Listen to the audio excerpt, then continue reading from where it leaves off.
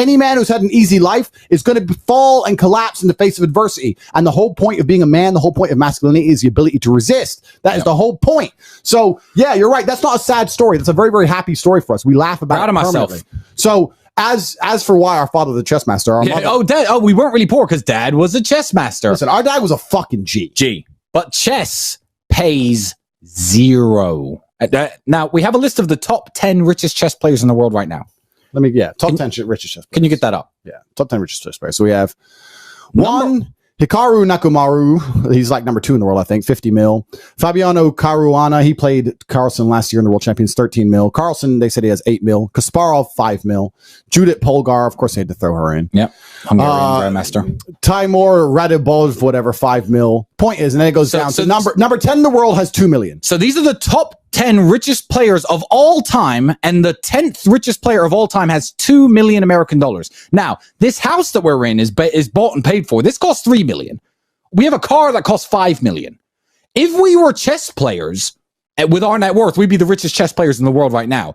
Our dad was the fucking man, and he taught us everything I needed to know about being a man, but he never had any fucking money. He wasn't even in the top 100 players. He never crossed into the top 100 back in 1998, 1999. That was his heyday. He lived in a car for a lot of his life. There is no money in chess. There's very little glory in chess, which is sad because everyone loves fucking football and soccer and all these sports that I don't respect. In chess, you have to be an intellectual titan to even come close to mastering that game. And dad was the man, but he never had a fucking penny. And you know what? This is one of the accusations that if you say it to my face, I'll straight knock you out. Because what you're doing is you're talking about my father's life. There's a book called Triple Exclam written by Dr. Daim Shabazz. Look it up. It is a book, biography about the life of my father that was written just after he died. If you have any doubts about my upbringing, my dad's financial situation, you think I'm a trust fund kid, pick up that book because a lot of it is about his financial struggles and he never had a fucking penny. And if you say something about my father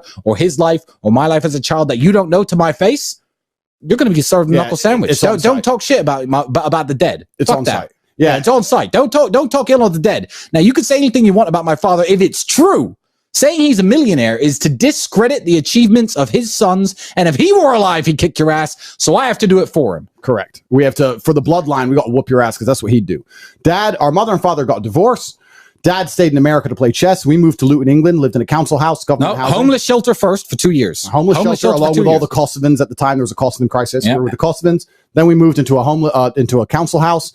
Mother was on the dole. She ended up getting a job as a dinner lady one time. That was it. We were raised on $300 a month. Our father was a professional chess player, driving from chess tournament to chess tournament in a Pontiac Sunbird. Sometimes he won, sometimes he lost. A lot of the time he slept in the car. Had a couple thousand here maybe, but then he had to play chess with it for the next 3 or 4 months, driving across America from California to New York in a busted up Pontiac Sunbird, playing chess and winning games. I've been with my dad when he would go to the park with no food, no money for food, and go to the park and have to hustle the chess park players for fucking $50. And he'd do it. Because he was a G. He was not afraid of shit.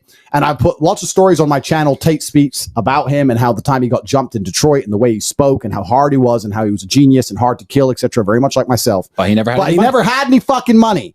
No money. Because he wasn't interested in money. He wanted to play chess. As long as he had gas and food, is all he cared about. He was a nomadic warrior, Spartan, old school. So the idea that we come from money, absolute and utter fallacy. It's offensive. Okay.